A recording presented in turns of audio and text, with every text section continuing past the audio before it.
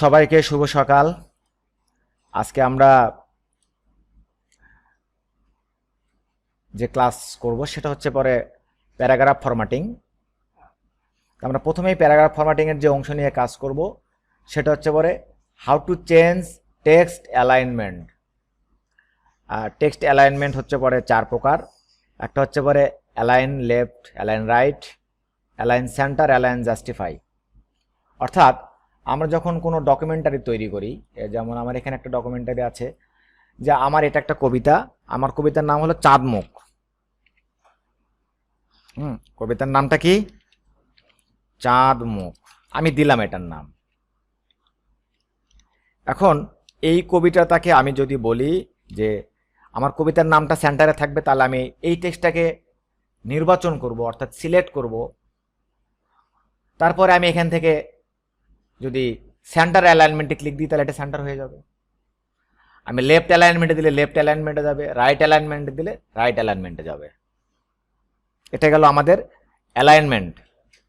তাহলে আমার সব লেখাগুলোকে যদি আমি সেন্টার অ্যালাইনমেন্টে নিতে চাই তাহলে আমার কবিতাটা হবে এরকম।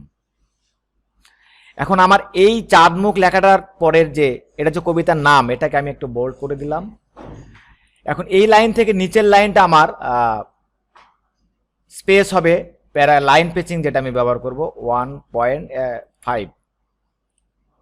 এখন এই নিচের লাইনগুলোর সাথে স্পেস হবে না, তখন আমি বলে দিব যে আমার নর্মাল যে স্পেসিং সেটা থাকবে। তাহলে চাঁদমুখ এরপরের যে আমি লাইন পেচিং দিয়েছি এইটা। তাহলে এখন আমি অ্যালাইনমেন্ট ব্যবহার করলাম। আর একটা অ্যালাইনমেন্ট আছে জাস্টিফাই। জাস্টিফাই অ্যালাইনমেন্ট হচ্ছে এরকম যে আমার যখন কোনো ডকুমেন্ট থাকবে, এই ডকুমেন্টটার আমি এখন যদি এখানে দেখি যে আমার এখানে জাস্টিফাই ব্যবহার না করে যদি শুধু এটা ব্যবহার করা থাকতো, তাহলে এই জায়গাতে সমান না, অর্থাৎ লেফট এবং রাইট মার্জিন ব্যবহার করার সমান ব্যবহার করার জন্য আমরা জাস্টিফাই ইউজ করব। আমি যখন এই লেখাটাকে এখন সিলেক্ট করে দিলাম, জাস্টিফাই করে দিলাম, এখন সুন্দর লাগছে না? অর্থাৎ বাম মার্জিন এবং ডান মার্জিন বরাবর লেখাকে ফরম্যাটিং করাটা হচ্ছে পরে জাস্টিফাই। ক্লিয়ার? তাহলে আমার চার প্রকারের অ্যালাইনমেন্ট যেটা আমার সেটা হয়ে গেল। আচ্ছা, এই সেন্টার অ্যালাইনমেন্ট এখানে আমি কমান্ড দিয়ে বলে দিয়েছি। যেই লেখাটাকে আমরা অ্যালাইনমেন্ট করতে চাই সেটাকে আমরা সিলেক্ট করব। এটা শর্টকাট কমান্ড সেন্টারের হচ্ছে কন্ট্রোল-ই।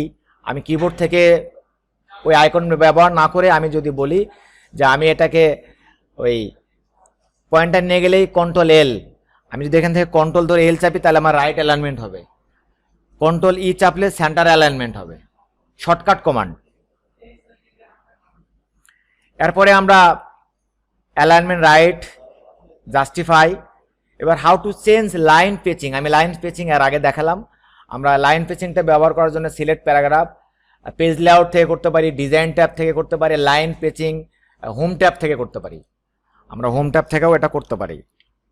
আচ্ছা, তাহলে আমরা চলে যাই লাইন পেচিং। আমি এখানে দেখালাম যে চাঁদমুখ কবিতার নাম থেকে আমার এখানে লাইন পেচিং ব্যবহার করতে হয়েছে, তাই না? আমি যদি আবার লাইনগুলোকে যদি বলি আমি কোনো স্পেস রাখবো না, আমি লাইন স্পেসিংয়ে গিয়ে এখানে আমি বলে দিলাম যে কোনো স্পেসিং নাই, তাহলে এটা হোম ট্যাব থেকে লাইন পেচিং এখানে। এছাড়াও আমরা ডিজাইন থেকে এই যে প্যারাগ্রাফ পেচিং এর মধ্যে গিয়েও আমরা লাইন পেচিং পাবো। তার আগে আমাদেরকে সিলেক্ট করে রাখতে হবে, দুটো লাইন সিলেক্ট করলাম। ডিজাইন থেকে প্যারাগ্রাফ পেচিংয়ে গিয়েও আমরা এখান থেকে আমরা টাইট, কম্প্যাক্ট, এখানে কাস্টম প্যারাগ্রাফ পেচিং, এখানে গিয়েও আমরা লাইন পেচিং, এই যে লাইন পেচিং এখান থেকে নিয়ে আসতে পারবো 1.5 বা ডাবল লাইন পেচিং। এখানে আমরা ডাবল লাইন পেচিং দিয়ে ওকে করে দিব। তারপরে আমরা এখান থেকে পেজ লেআউট থেকেও আমরা এখান থেকে আমরা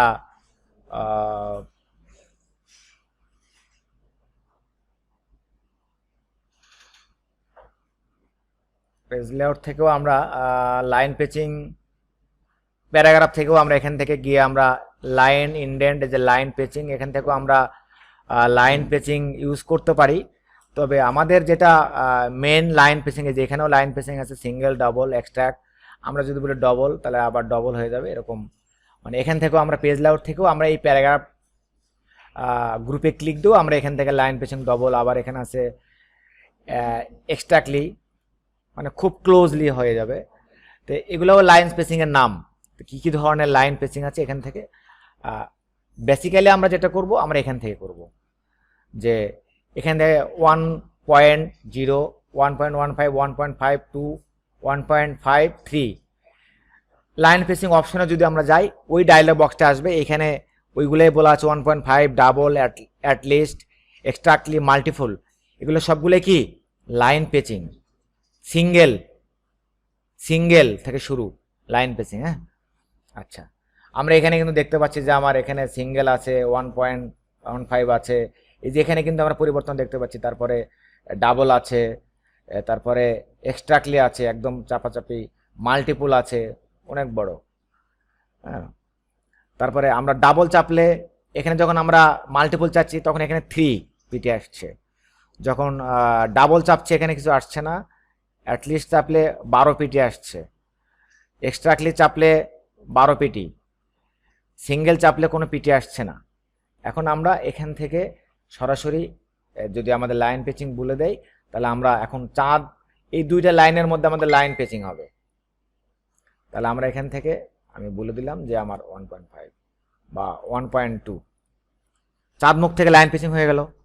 এখন কবিতাগুলোকে যদি আমরা বলি যে আমাদের লাইন পেচিংটা একটু হবে, তাহলে আমরা এখানে করে দিলাম। এটা গেল আমাদের লাইন পেচিং। ক্লিয়ার?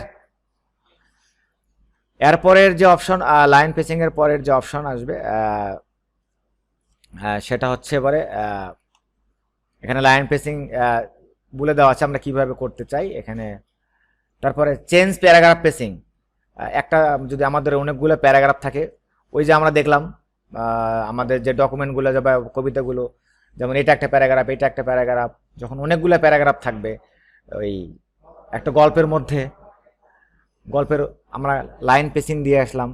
আমরা এখানে পিডিএফ বইগুলো দেখলাম না, যে একটা গল্প লিখছে, সেখানে আমরা প্যারাগ্রাফ পেচিংটাকে, আমি এটাকে যদি দেখাই তাহলে আমি কোথা থেকে দেখাতে পারি। আমি একটা বই অলরেডি ডাউনলোড করেছি, ডকুমেন্ট, এটা বইটার নাম কি ছিল, প্রাইমারি ক্লাস 4, এটা একটা বই। এখানে আমি দেখছি যে এখানে যদি কোনো গল্প লেখা থাকে, এই যে যেমন SM সুলতান,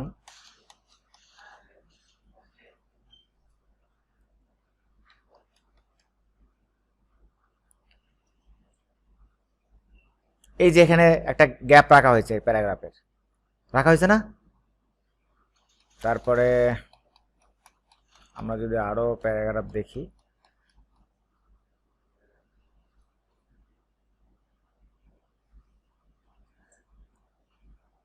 এই ডিয়ার জেনি, তারপরে এই প্যারাগ্রাফের মাঝে ফাঁকা, এখানে একটা প্যারাগ্রাফের মাঝে একটু ফাঁকা আছে, এগুলা নর্মাল, এটা একটু বেশি না?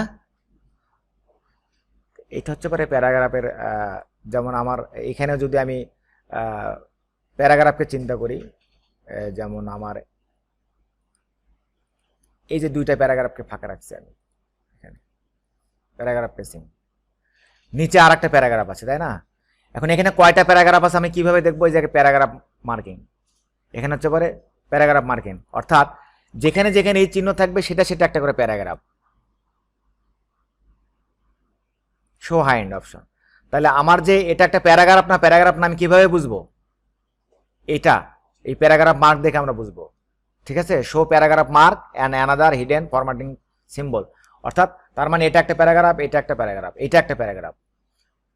তাহলে আমি যে এই প্যারাগ্রাফের মাঝে যে ফাঁকা রাখছি, এই এখন এই দুইটা প্যারাগ্রাফের মাঝে ফাঁকা রাখবো, তাহলে আমি কি করব? এই প্যারাগ্রাফ পেচিং এ যেতে পারি। এখানে আমরা এটাকে